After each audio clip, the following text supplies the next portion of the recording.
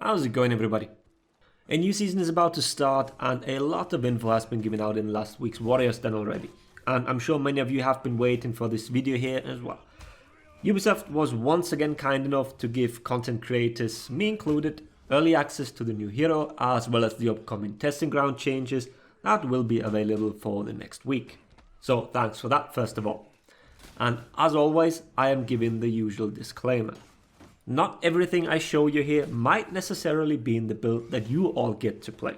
There is always a chance that Ubisoft includes additional changes or fixes issues that we pointed out during our early access phase.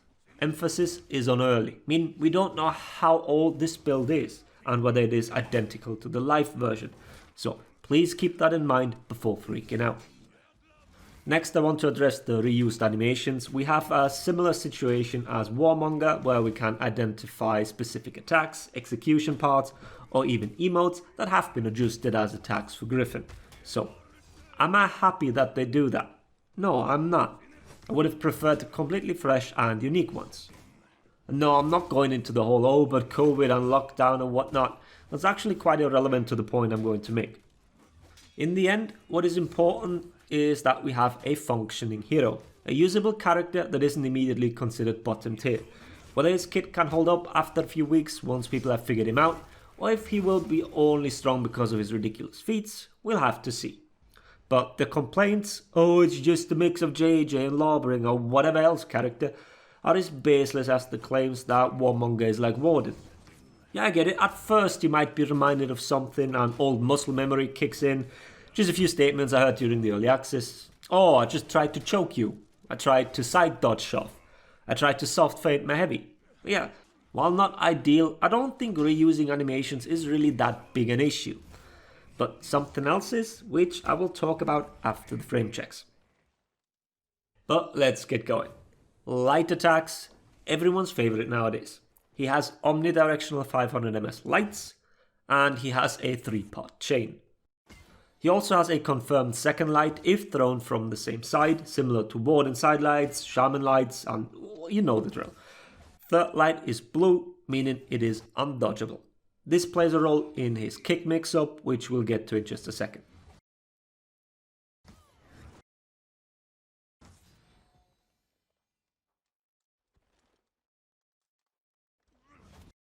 Then, all heavies are 800 ms. Not really that much variety here.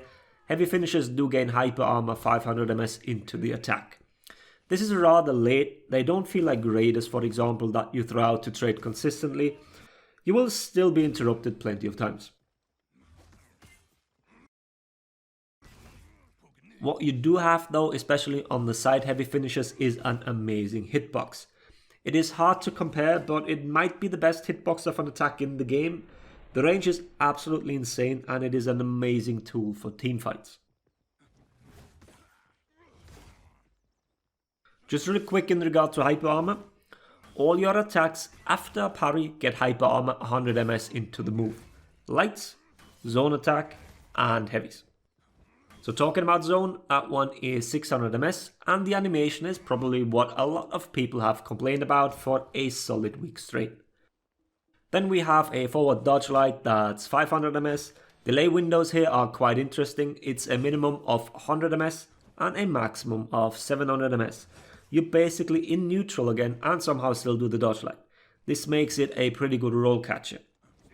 Chain links from this attack are also really quick, only 100 ms into finisher heavy and 266 ms into the kick. The forward dodge heavy is 800 ms and has the exact same delay window as the light, minimum of 100 ms and a maximum of 700 ms. This attack is not feintable, it's pretty much an exact copy of Kensei's Nature's Wrath in terms of how you use it. Personally, I don't think we need any slow, unfeintable dodge attacks. Just feels terrible and the attack will probably be baited and punished more than the other way around. But he also has a side dodge attack. That one is 600 ms on both sides. Delay windows are a minimum of 300 and a maximum of 500 ms. The attack is unfeintable. Once again, this seems to be an exact copy of Kensei's values. The attack comes from a different side, but both iframes, delayability and so on seem to be the same. It also functions as a second attack in the chain, meaning you can combo into finishes or the kick.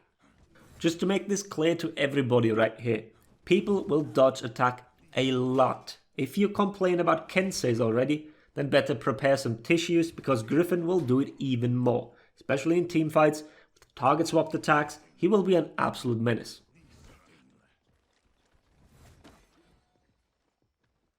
The neutral shove is 600 ms and also functions as a chain starter. You can combo even on a whiff.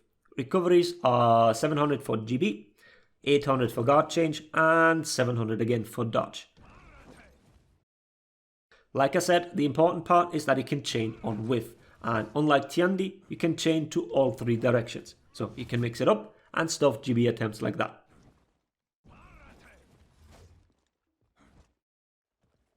Then the kick, it's a 500 ms move that links to a 533 ms heavy that does 28 damage. This is an inverse mix-up compared to BP's or Shaolin's for example. BP is probably the best example here. BP can combo into bash or an undodgeable heavy. Gryphon can combo into a bash or an undodgeable light. Both versions do 28 and 14 damage respectively. So keep that in mind when complaining about the damage, which obviously seems a bit high on a bash, no doubt.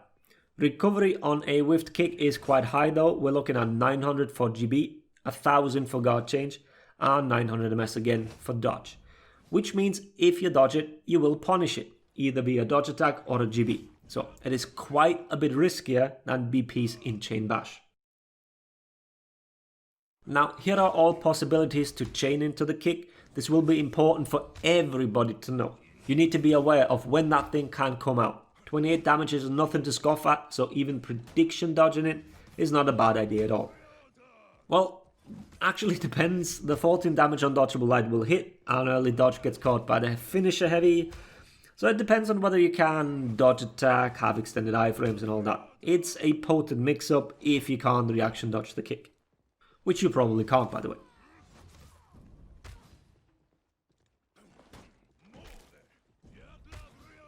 A few more things about the kick. The chain links to the kick are either 266 or 400 ms minimum. So Ubisoft did pay attention that it's not confirmed by any move itself. In terms of mix-ups, meaning you bait a move and then kick late or whatever, it's not really that great. You can't really delay the kick all that much. Like the forward dodge light, it seems to have the static 266, and forward dodge heavy can only be delayed by an additional 100 ms to 500. Experiment with it. It might be opponent specific when it comes to how viable a slightly delayed kick can be.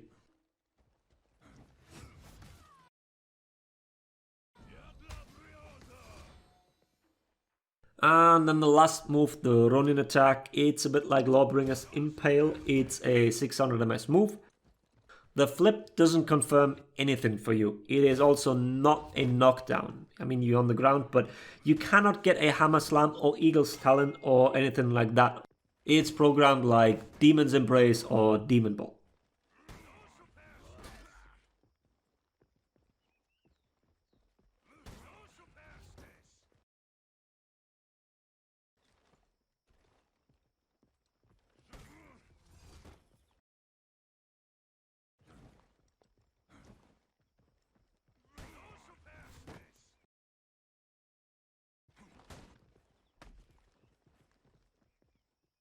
Okay, now for his feats. The values you see on the screen seem a little off. I've tested feats in the past and the activation time usually isn't all over the place.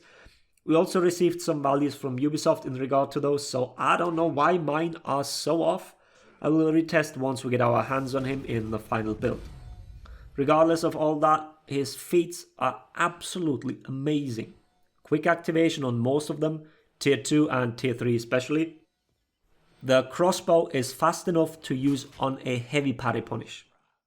But let's get over them real quick. The tier 1 is a damage downvote, opponent receives a 25 damage penalty. Tier 2 is an AoE heal, healing you and everybody around you for 20 HP on a 90-second cooldown.